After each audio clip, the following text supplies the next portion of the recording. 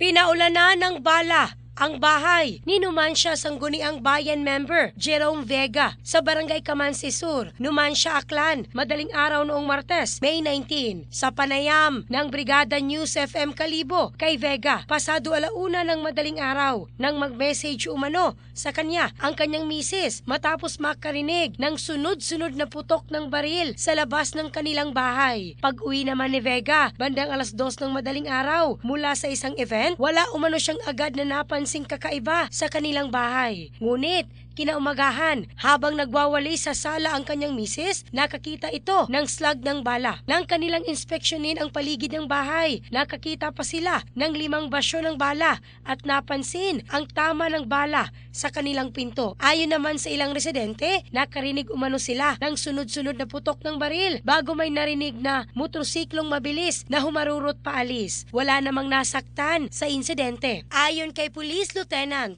Elmer Sardon, OIC ng Numancia Municipal Police Station, mayroon na silang person of interest at nagpapatuloy pa ang investigasyon sa insidente. In the heart of changing lives, ako si Michelle Craste ng Brigada News Philippines, the Music and News Authority.